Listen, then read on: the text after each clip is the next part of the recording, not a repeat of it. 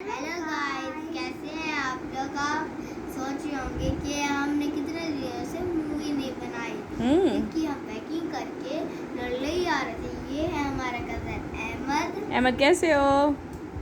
ठीक हो? स्टोरी सुननी है जानू? यस। अरूज आप कैसी हो? ठीक। आज हमारी स्टोरी का क्या नाम है? ये हमारी स्टोरी, ये देखें, इसका नाम है रिम्पल्स टल्कन।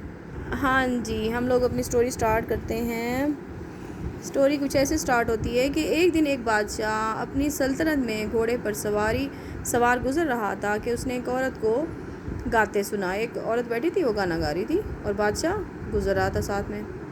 मेरी बेटी ने आज 5 केक जला दिए। वो एक मिलर मतलब चक्की चलाने वाले की बीवी थी और वो अपनी बेटी की लापरवाही पर बहुत नाराज़ थी। वो बादशाह दोबारा गाना सुनने के लिए रुक गया। बीवी बादशाह को मुतासिर करना चाहती थी, इसलिए उसने गाना गाया कि मेरी बेटी ने आज अच्छा सुना गाता, और उसने शेखी मारी कि मेरी बेटी सूखे घास से सोने के धागे काट सकती है। मतलब सूखा घास दे दो तो वो सोने की तारें बना सकती है। भला ऐसे भी कुछ होता है? बादशाह बहुत मुतासिर हुआ। अगर तुम्हारी बेटी महल में मेरे लिए काटेगी तो मैं इसको बहुत सारे तोहफे दूंगा, तहाइफ दूंगा। तहाइफ क्या होता है? तोहफे की जमा। और हो सकता है, हाँ जी, और हो सकता है कि मैं इसे अपनी मलका बना लूँ, उसने ऐलान किया। अच्छा जी। बादशाह लड़की को अपने महल ले गया और हुक्म दिया कि सूखी घास से भरे कमरे में एक चरखा रख दिया जाए। इसको सुबह तक सोना बना दो वरना तुम मारी जाओगी। बादशाह ने हुक्म दिया। लड़की उदास हो गई क्योंकि वो घास से सोना नहीं काट सकती थी। दफतन एक बोना नमूदार हुआ। ये देखिए, ये बोना है। ये बोने की पिक्चर बनी हुई है ना? यस। उसका चेहरा छोटा था। ये देखें। हाँ जी, उसका चेहरा छोटा और नोकदार था। उसे खूबसूरत लड़की, अगर मैं तुम्हारे लिए घास से सोना बना दूं तो तुम मुझे क्या दोगी? उसने पूछा।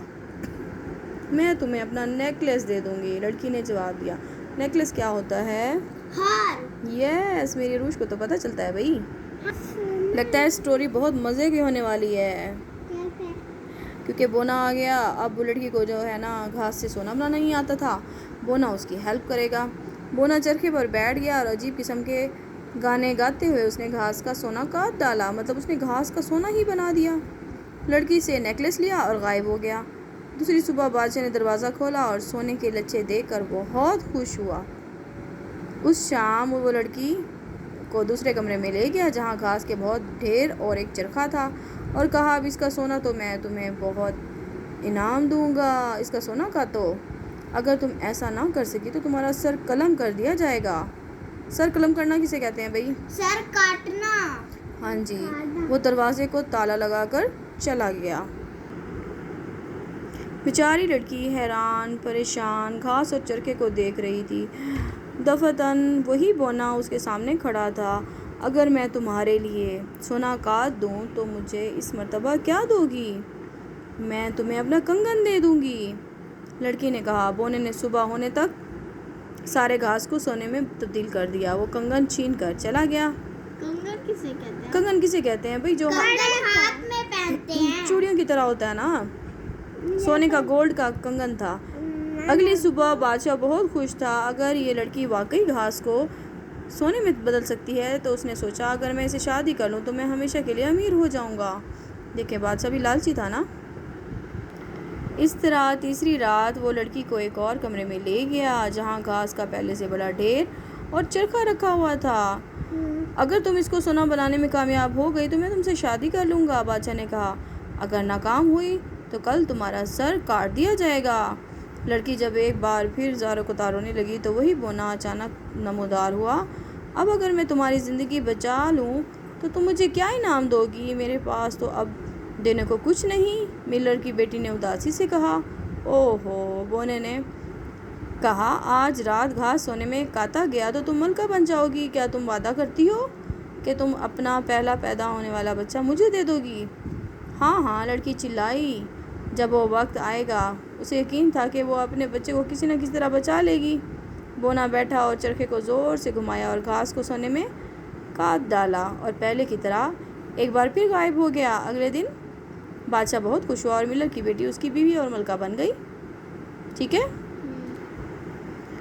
اب وہ بچی ملکہ بن گئی. ملکہ بن کر ملر کی بیٹی بونے سے کیا ہوا وعدہ بھول گئی.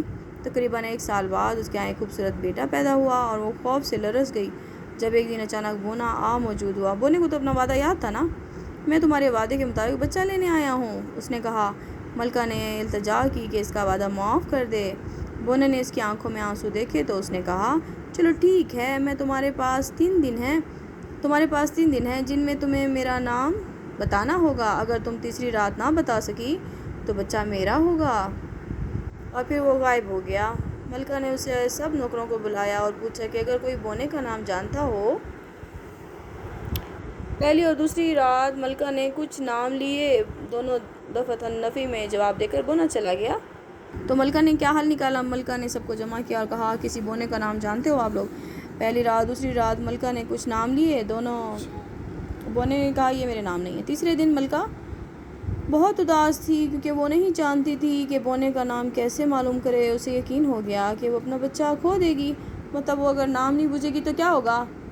بونا اس کا بچہ لے جائے گا. شام کے وقت ایک نوکر دوڑتا ہوا آیا. اس نے ملکہ کو بتایا کہ سلطنت کے کنارے اس نے ایک بونے کو آگ کے ارد گرد ناچتے اور گاتے ہوئے دیکھا ہے. وہ کیا گا رہا تھا؟ ملکہ نے بے صبری سے پوچھا. آج میں نے چائے بنائی، کل کھانا بناؤں گا، اگلے دن ملکہ کا بچہ لے آؤں گا. میں کتنا خوش ہوں کہ کوئی نہیں جانتا کہ میرا نام رمپلسٹلکن ہے. مطلب وہ بیچارہ گاتے گاتے اپنا نام لے بیٹھا ہے نا. ملکہ نے خوشی سے تالی بجائی. اس رات بونا آیا تو اس نے پوچھا کہ میرا نام کا اندازہ کیا. ملکہ نے 2 نام لیے. بونے نے نفی میں جواب دیا کیا یہ پھر ملکہ رک گئی. پھر کہا کیا یہ رمپلسٹلکن ہے؟ اور ملکہ ہنس دی. بونا بہت غصے میں آ گیا. اس نے زور سے زمین سے پاؤں مارا اور بجلی کی تیزی سے غائب ہو گیا اور پھر کبھی نظر نہیں آیا. یہ دیکھیں جناب، بونا بیچارہ بہت پریشان ہو گیا. اس نے کہا کہ ان کو میرا نام کیسے پتہ چلا؟ اور ملکہ خوش ہو گئی، اس کا بچہ بچ گیا. اچھی تھی اسٹوری؟ یس. ہاں جی، انجوائے کریں، اپنے بچوں کو دکھائیں اور سنائیں. اور سبسکرائب ضرور کیجیے گا پلیز، اور لائک بھی کیجیے گا. Thank you.